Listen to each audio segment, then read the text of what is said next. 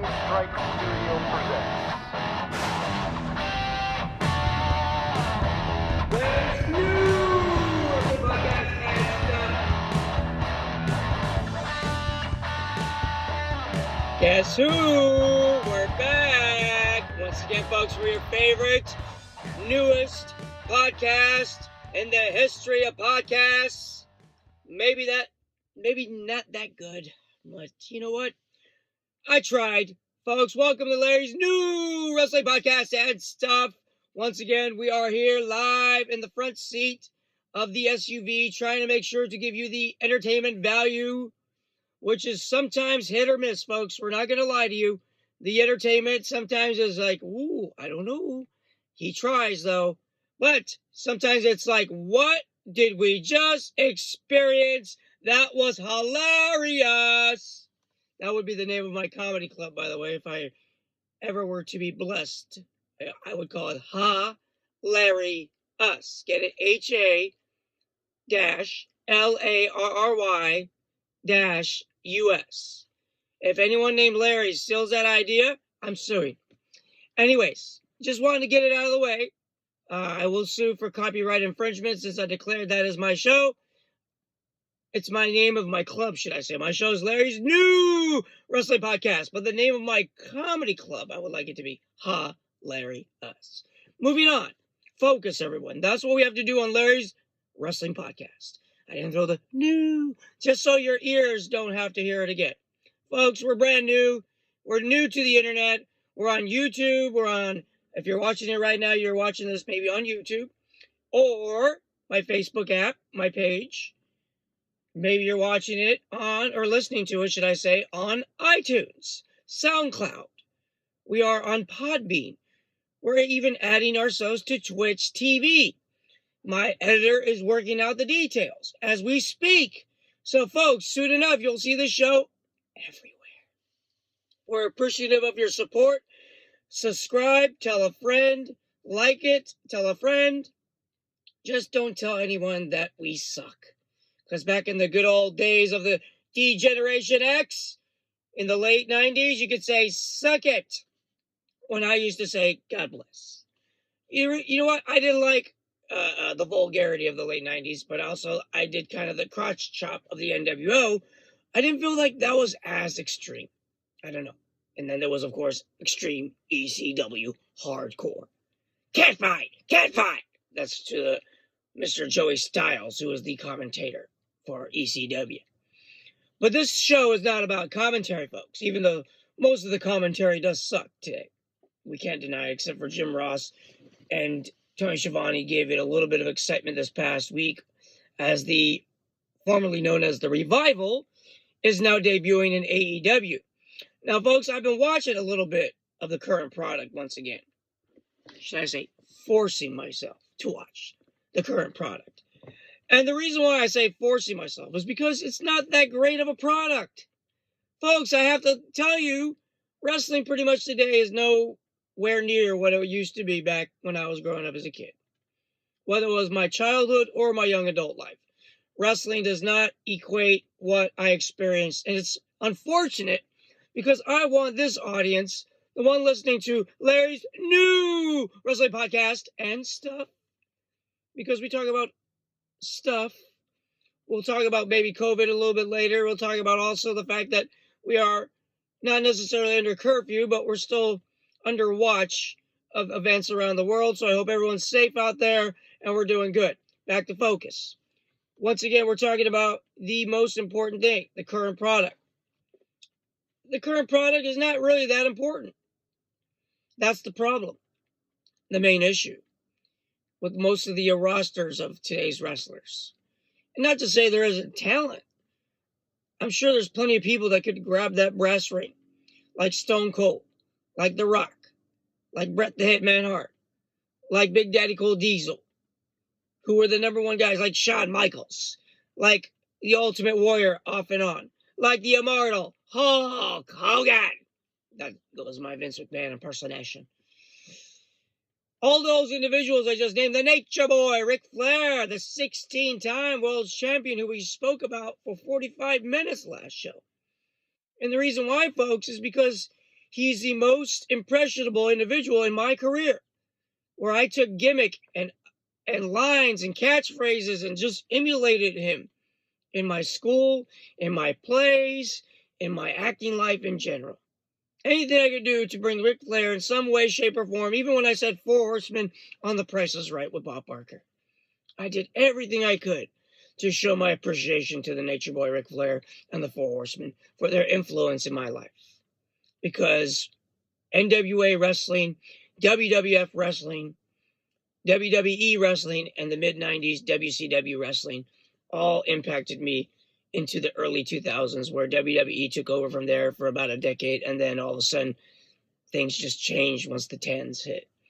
The beginning of the 10s were okay, but then as the year after year progressed in the 10s, wrestling has just lost it. And it was way after they were publicly traded, and I owned stock shares. And I'm not hating on my stocks. I'm just hating on the fact that the companies makes money, but it just doesn't have the same pizzazz as when I didn't go to this WrestleMania, but when they were WrestleMania in Dallas and they said the attendance was over 100,000. And that wasn't that long ago. So you think to yourself, in a matter of a few years, I mean, are you waiting for the attendance to go away? Because you will see it dwindle when people don't care anymore, especially after this coronavirus. What's going to happen to pro wrestling? Sports entertainment. What's going to happen, folks? We don't know. Even right now, they're allowing the NXT, basically trainees, and they're allowing the AEW people who aren't used mostly on camera to be the audience members at the live events in Florida. Both of them are in Florida. One's in Orlando and one's in Jacksonville. They do all their shows out of Florida. At least they have good weather. It's summertime. But the fans in Wisconsin, the fans in California, in England, where they're huge wrestling fans, what are they going to do for their live wrestling? They can't do anything. They can watch a virtual wrestling show online. My cousin brought it to my attention. Virtual wrestling, like you're there, you see it on camera. It's like watching it once again at home. It doesn't matter where we get it, Independence or WWE or AEW. It's missing. And even after coronavirus is long gone, even after the riotous nature is long gone and we're allowed to be outside again and enjoy our lives in concerts and music, what will the state of professional wrestling be? Will there be a bunch of people wanting to go? A huge magnitude earthquake shaking the industry to wake up once again, to be competitive, to make it fun again, so that way the late 90s fans can resurrect, or the Hulkamania fans can resurrect from the 80s and just say, let's do it one more time. Let's just have fun buying merchandise. I started to watch a little bit of this documentary. I didn't finish it, so I can't really speak about the toys of wrestling. It's on Netflix. I just got my first free 30-day trial. I might keep it. I already paid for the WWE Network once again. I didn't like the free network, folks. I'm not going to lie to you. Free WWE Network is not as good as the actual network. So please, pay your $9.99 and just get it over with. And just enjoy the WWE Network and the archived history. I watched a little WCW Saturday night this week. It was fun. I'm just taking you through a little bit of my journey here, folks. Because you know why? The journey I'm about to take you on is the last ride. The Undertaker last ride. I've been watching so much footage lately, folks. I have to focus. And we're going to focus on the documentary, The Undertaker, Part 4, Chapter 4, whatever you want to call it, folks. The next installment of the series called The Last Ride. And this time we go on a journey with The Undertaker, really having more and more issues with closure, but everyone surrounding him who loves him, especially the retired guys, the Kurt Angles, the Kevin Nashes, the individuals who know The Undertaker the best. Scott Hall. Actually, I don't think Kevin spoke in this one. He spoke in the Ric Flair one. That's what it was. Kevin Nash spoke in regards to Ric Flair and his closure. And he feels like Ric Flair finally has his closure as well. Because I just finished last week's was about the Ric Flair's retirement farewell. Now, Undertaker's not having a farewell. He's having issues closing that door. And this documentary from the WWE Network series, which sometimes the footage laps over itself from the previous episode, but that's okay. It's good to get refreshed. We start out in Saudi Arabia, where DX and the Brothers of Destruction have just battled in Saudi Arabia, where they're making good money over there because they have a good deal with the Saudi Arabian government to produce shows in Saudi Arabia in those huge stadiums. But unfortunately, The Undertaker and DX thought they could bring it, and Triple H gets injured. Shawn Michaels came out of retirement. The mayor of Knoxville, Tennessee, Kane, decides to even also get back in the ring after not really being very full-time. So The Undertaker is also a huge part-timer, wrestles like once or twice a year. And everyone says this match was doomed from the very beginning. But the fans still would love to see it in Saudi Arabia. They put that on the marquee. It sells out. It's a sellout for sure. DX versus the Brothers of Destruction. That's like 2 decades of wrestling in the ring for individuals to enjoy. 2 decades. How can you say no to that ticket in Saudi Arabia? If I could afford it, I would have gone maybe. But I would have not been happy because I don't speak fluent Arabic. And I don't think they're in their prime. It sucks because I would have loved to have seen that 10 or 15 years ago. And knowing that I could have seen it in my prime, even though I'm still in my prime, okay? The fact is this. We don't see an Undertaker of 20, even 10. We see an Undertaker nearing 2020. So everyone in this ring just doesn't do well. And the match is a disaster. Kane's mask even comes off in the middle of the match. He was wearing the mask and it fell off and he has to remain without the mask the rest of the match. I mean, it's a train wreck. And I'm going to watch it over and over again just to see this stuff. But you know what? I don't like watching stuff that is a mess. And the reason why it was a mess is because a lot of people hold on to something and they can't let go. But this is where this story is so amazing, is he redeems himself in his weird kind of way by the end of this. I have a feeling. I feel like we're going to see The Undertaker ride off into the sunset the way that he wants to. And I really believe it because I'm sensing Chapter 5 is going to give us that. And I saw the match at WrestleMania this past year, and I can tell you, if he retires on that note, I wouldn't hate on him. I would think that would be a proper send-off, and next year he's in the Hall of Fame. Simple. And maybe we all can go and celebrate. But the unfortunate thing is this year's Hall of Fame class didn't even get their ceremony because of COVID-19. So there's a dilemma. A small one. But nonetheless, the WWE will figure, I was going to say, we're going to figure something out. I don't work there yet, but I would like to. But once again, folks, I think the WWE will do the right thing, and they'll give The Undertaker a proper send-off like they did for Ric Flair next year. I think that's what would make sense if WrestleMania comes back to Los Angeles, which is the destination of next year's WrestleMania in 2021. I plan on being there. I live in California. But we're not promised tomorrow.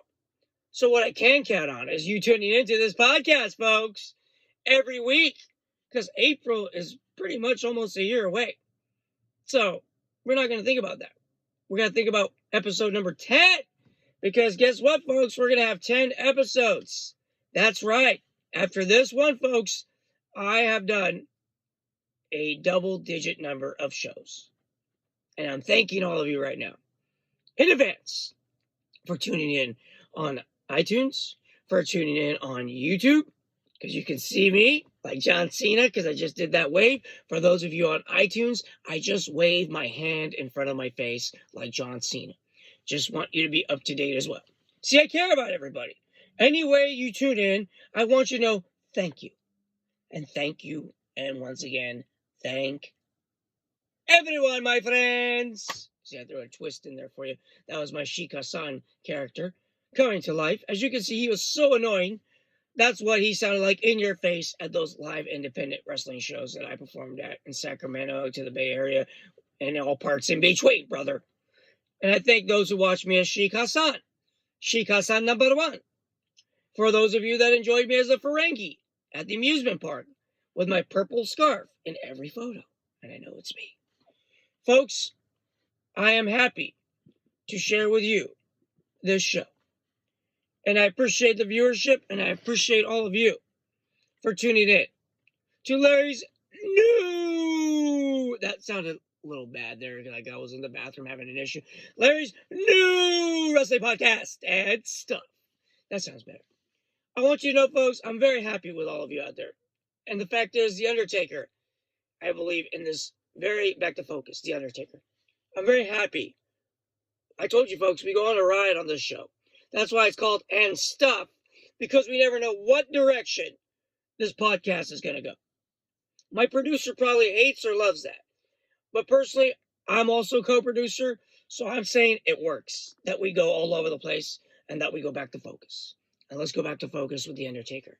The Phenom, the Dead Man. How many names does he have, folks? Endless. Legend. This man does not like that match. And he doesn't feel good.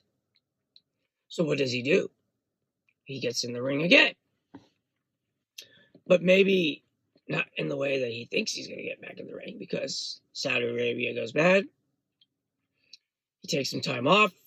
He's even going to do an autograph signing now with this StarCast 2, which I was there in Las Vegas that year because AEW was doing their Double or Nothing show. So and I was backstage with Mike Tyson, and I never saw him. Anyways, I just had to let that out. But anyways, I was backstage with some perks, and let's just say I was very happy to be there during that StarCast weekend. And The Undertaker was supposed to be there, and Kurt Angle was supposed to be there, but they were under contract still to WWE in their weird kind of way. Like, I guess maybe The Undertaker's per appearance now, but he signed with these people who were doing his social media life, so he's even experimenting with different aspects of his career that he never did before. He even says, I've never done this social media stuff and, sponsorships and things like that, because now he's more mainstream. He's not The Undertaker, the evil or the grave digger guy. He's more of a mainstream, accepted around sports and accepted all over the place. So I guess you got to milk the cow. Milk that cash cow. And I tell you, he did. Excuse me, folks. He does. Sometimes we choke on the show too, folks. That's why it's And Stuff. But folks, we also know that The Undertaker does not go and make an appearance at this StarCast 2. Conrad is the man in charge, who's married to Ric Flair's daughter, the Wrestling Encyclopedia. His elder daughter, not Charlotte, but I believe her name is, I forget her name. The elder daughter, Ashley, and that is Charlotte's really. Anyways, the whole point is, back to focus. The Undertaker is not supposed to be there because Vince gets mad because he gets whim of this. He's like, what are you doing? They talk, and they talk it out. And then he says some reference about rainbows and butterflies. Everything's peachy again between them because they had a fallout, I guess, because of this, that he wanted to go work this event. And AEW was still a separate event, but it was happening the same weekend as this StarCast, which is a bunch of old school wrestlers signing autographs for the fans, and they make good money doing it. Conrad's paying like big money for this StarCast event, which is it's a very good event, folks. A little chaotic. I helped out with an autograph session for a guy who wears pink and black when I was there, and I tell you that it was a fun experience, and I recommend it to all of you. So, that being said, back to focus, The Undertaker. He doesn't go to this event, but then he ends up going to WrestleMania in New York in 2018. So it would be WrestleMania 35, or is it 19? I believe it's 19, folks. Yes, WrestleMania New York. I believe that's 19. 18. Either way, we're going to get it straight, folks. You just got to relax already. WrestleMania 35 in New York City. The Undertaker is a bystander. He is an actual viewer. Just like when John Cena was joking around that he was going to fight The Undertaker or he wanted to fight the Undertaker, but he was going to be a fan until the Undertaker agreed to fighting. Well, he fought for 5 minutes in that WrestleMania, folks, and then the Undertaker felt he was not given his just due at WrestleMania. Now he wants to have it once again, and they don't use him. Why they're not using him? There's really no saying. There is really no complete, honest reason given why the Undertaker did not wrestle, because he wasn't injured. He could have wrestled. So they asked him to go get his gear, because maybe they were going to use him that night for something, but he didn't bring it. So they brought it for Monday Night Raw the next day. I don't want to say that's an excuse, but it seems like they weren't ever going to use him in the very beginning, and they felt stupid about it, that they just decided, hey, let's have him do something at WrestleMania, or excuse me, at Monday Night Raw the night after WrestleMania, which he did. And it's set up for Saudi Arabia, number 2. Undertaker transitioned it. He transitioned it like that. But really, in all truthfulness, I don't think the Undertaker really felt the company cared to really take the risk of using him again. I think that was the biggest problem. I don't think the writers and the people there want to take the risk of injuring the man. And a lot of his peers feel the same, that he keeps pushing and pushing and pushing it. Like also Ric Flair spoke, and Edge, Batista, Shawn Michaels especially, because he said to Shawn Michaels, maybe I should have just retired when you did, to Shawn Michaels. I mean, that is an amazing statement to hear come from your peer, that you should have retired when I retired. You're like thinking to yourself, wait a minute, am I really pushing it? Am I really going to be on a walker, on a cane the rest of my life? Not Kane, his brother, but Kane like a physical old man walking on a cane, because I keep pushing my body to the limits. I mean, he's over 50-something. You can see the difference in his... I saw a clip from 2003. His chest looked outward, like buff, and now it looks more caved in 2020. And it's like, wow, you can see that he physically is not the same man, but he still wants to perform on the same level as he did in 2003, but that's not the same Undertaker. Father Time is what gets repeated over and over in this documentary. And there's nothing the man needs to prove to the wrestling fan. That's the dilemma with the Undertaker here, folks. We see a man who is broken for no reason. He has nothing to be ashamed about. He has nothing to be embarrassed about. It's like Ric Flair last week. The man has put his body, sacrificed his kids, his family life, his marriages. He was divorced 4 times. Folks, 3 times, 4 times. They got his alimony. They got a lot of his wrestling money. Why? Because he didn't sign a prenuptial. That's why. No, because he loved professional wrestling. He didn't love his marriages. He didn't even love his kids as much, unfortunately. He loved the business, and he regrets it to some degree, but he also doesn't. Ric Flair said it last week, folks, that this is so hard to step away. Triple H says you're chasing the dragon. Whatever that dragon is, it's flying through the sky and you're chasing it. Like, I can catch that dragon. Still, I got one more left in me. Guess what, folks? The Undertaker still feels he has one more match left in him every single year. And he gives it to us, the fans. And we should respect that to the fullest. If I stood, I would hit the roof of my car, SUV, whatever you call it. But I'm not going to do that, just for your entertainment. But watch Big when he sits in the back seat of the car and he goes, booster seat or ejection seat, and he presses the button and he goes through the sunroof. It's a great movie called Big. Penny Marshall directed. Please watch it. I wish I was Big so many times on that Voltron, or not Voltron, on the what's the name of that damn genie in the box? Zoltar. Thank you. Whoever just reminded me. Thank you. Zoltar. I see him everywhere. I take pictures with him still, and I don't wish I were big, because nothing's going to happen. I did get wider, but I lost the weight, and I'm in shape. Green superfoods, organic proteins, and go vegan, according to my longtime personal friend and brother from a different mother. Go vegan, and you will see results. Everyone out there, this is not a podcast about veganism. It's called stuff, and this is the part that is the stuff. And it's not buffing the stuff like Buff Bagwell, but it is stuff. And for those of you who are looking to go plant-based, it will change your life forever. And I'm saying it now, folks. Once again, listen to me. Go vegan. Or go home. Or in my case, go in the SUV. Larry's new wrestling podcast and stuff, folks. We're going to keep it moving, folks. I tell you right now, you make adjustments in life, and you make it right. As the sun's setting, and I can tell you right now, the lighting's great, but I have to scoot up here. Seabird, I'm paying attention. My friends, I'm paying attention to things. Details. You have to, folks. Everything in detail. Your life is whatever you make of it. We say that till the end. But once again, folks, focus. The Undertaker does not get utilized the way he wants to be. Then he goes to Saudi Arabia once again. This time against the world-famous Goldberg. That's what the chant was in the 90s, folks. The legendary Goldberg.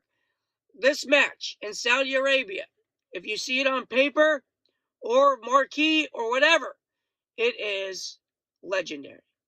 The guy who carried his company in the 90s versus the guy who carried his company in the 90s. WWE versus WCW. Actually, WWF transitioning to WWE in the late 90s versus the formerly known the NWA versus WCW going into the late 90s and the early 2000s. These gentlemen were synonymous with carrying their companies, and they fought in Saudi Arabia in part 2 of debacle, part 2 of a horrible match for The Undertaker. It's sad. Don't go back to Saudi Arabia. You got some bad karma there, Undertaker. The Saudis don't need to see you. The money's good, but the Saudis don't need to see you anymore. If you ride off into the sunset, I'm hoping in Chapter 5 we're going to find out how you do it, or if you do it. I know how you do it. I'm just not going to spoil it for our audience out there.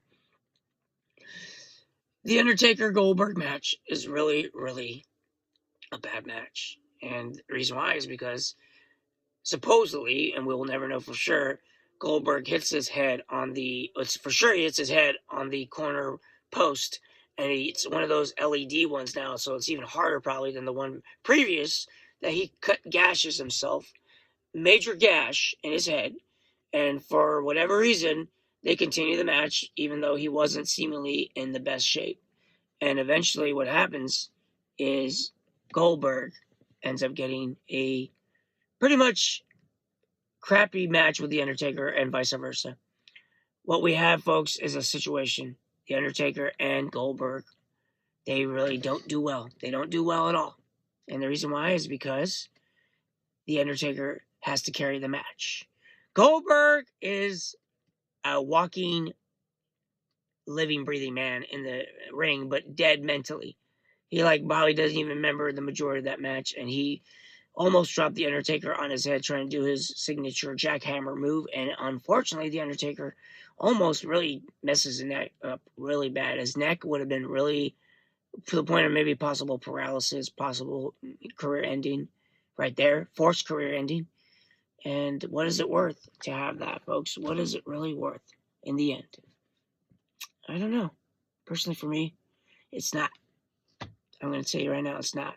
And I'm happy to share that with all those people who keep pushing themselves. Athletes, or even in your everyday life, your mental health, all of it. It's important. You have to listen to yourselves. You have to understand what is wrong with you. Why are you feeling like this? Why are you feeling horrible? Why are you feeling sad? You have to realize that you're an important person. You have to understand no one else can take care of you but you. I mean, if you're fortunate enough to have family and friends watch over you if you're sick, that's a blessing. I was a caretaker of myself and my father. And I can tell you right now, it's not easy. But for all of you out there, it's not easy being sober either, like I am. No drinking. And why? Because I don't want to drink alcohol anymore. I'm happy the way I am. I have to take care of my body. I only get one body, one temple. That's why earlier I wasn't joking. My buddy, my brother from a different mother, he's a vegan. He says it's the best thing you could ever do to maintain your health. But folks, The Undertaker is destroying his body for all of us. He's destroying it. And in Chapter 5, the final episode, folks, I hope the finale will be something interesting that we'll talk about in one of our future episodes. And I'll tell you right now, we'll hopefully see an Undertaker ride off into the sunset as we're riding off into the sunset right now. And I tell you right now, folks, I'm happy that I got to share another new wrestling podcast with you once again, my friends. I don't want to leave on a sad note. I feel like that's how the episode ended when I watched The Undertaker's Last Ride, Chapter 4, Part 4. Please watch it. It's worth watching. Subscribe to the WWE Network for $9.99. It's worth watching because you know what, folks? As The Rock would say, it doesn't matter. Just subscribe to Larry's podcast. Subscribe to the WWE Network. Watch the current product if you think it's worth it. Listen to Jim Cornette's podcast. I love listening to that show. It's a well done show. The Experience, Jim Cornette Experience, or the drive-through he does. I'm going to plug shows on this show too, folks. We're in the podcast universe here. We're trying to give you folks entertainment. And I'll tell you right now, as we sign off here, thank you for your support. Please share this with your friends. Investors, please bring your money. We do want to go bigger and bigger and bigger. We want to do other things. We want to bring guests on the show. We want to interview the best of the best in professional wrestling, folks. Sports entertainment, whatever way you want to call it. We want to entertain you, the consumer. I'm the connoisseur too. I'm also a person that loves product, and I love to try new things, and this is something new for me, folks. So thank you for tuning in to the latest wrestling podcast and stuff on the internet. And I appreciate for all those who listen on iTunes, Podbean, you follow us on Twitter, Instagram, TikTok, Larry Lawrence Podcast. Once again, that's our handle. Hopefully we'll get an email up and running soon so you can send us your questions and we'll answer them on the show. We're working out all the details. Soon to be on Twitch TV. We're getting bigger and badder. Like every WrestleMania every year was the best one ever. We're going to keep making it the best one ever. This is the best episode 9 ever. Folks, thank you for tuning in. As I leave today, I leave you with this. Our life is whatever we make of it. Let's go out there into the world today and do me a favor, everybody. Be good to each other. Don't discriminate. Congratulate. Love each other. Respect each other. Help each other. And let's be one coexisted family. Let's all coexist. All religions, all races, all faces. And let's be human. And let's make it work together. I love you all. Our lives or whatever we make of it. Just go out there into the world today and do me a favor. Simply make it a great one. Thank you all for tuning in. Episode 10. It's coming. Take care. Of course, it comes after 9. 10. Thank you, everybody. Bye-bye now.